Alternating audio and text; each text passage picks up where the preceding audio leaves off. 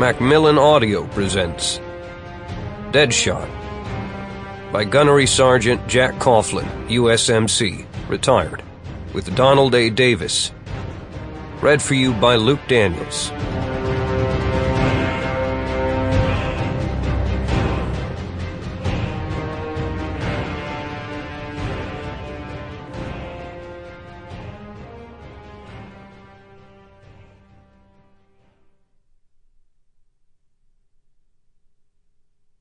One. The Green Zone, Baghdad, Iraq.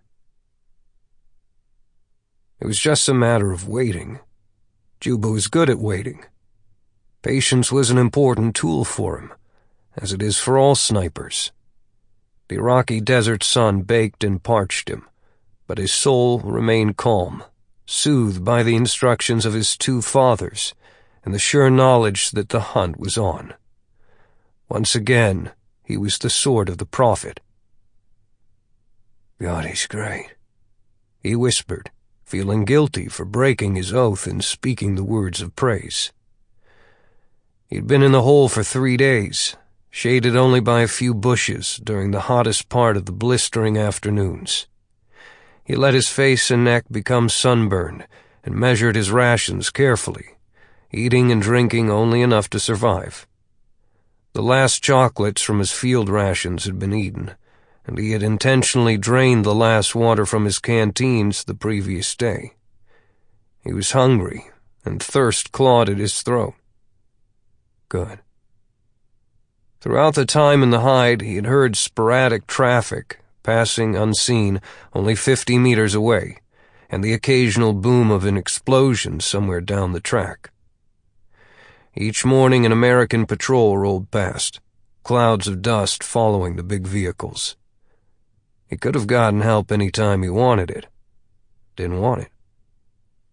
On the 4th morning, the sun was up and the temperature was climbing when he saw the faraway dust clouds kicked up by the oncoming patrol. No wonder they were so easy to ambush. He crawled from the hide, brushed away the signs of his stay by brooming the area with a bush, and staggered to the road.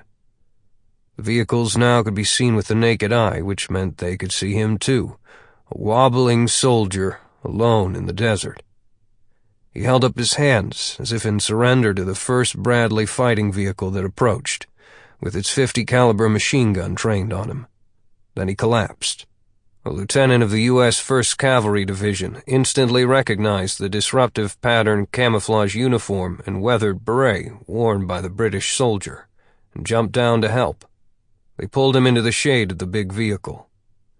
Sweat caked the dusty face, and dirt clung to the filthy uniform, and when they started pouring some water into his mouth, he greedily grabbed for the canteen.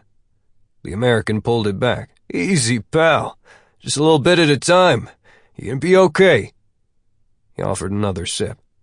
A medic smoothed a wet salve on the sunburned face, neck, and hands. Juba slowly responded in a British accent, haltingly explaining that his sniper team had been discovered a week ago, and his spotter killed in the ensuing fight. The Englishman had evaded the searching insurgents, found this road before dawn today, and walked next to it since then, hoping that a friendly force would spot him before the insurgents did.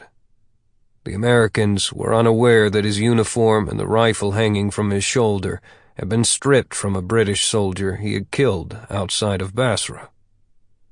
Juba was able to stand unaided by the time a helicopter arrived, and he thanked the American soldiers and climbed into the bird.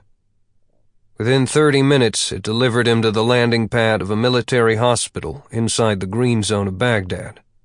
A stretcher team met him, but he waved them off, and they led him into a cool corridor, then into a big room where other soldiers lay on cots.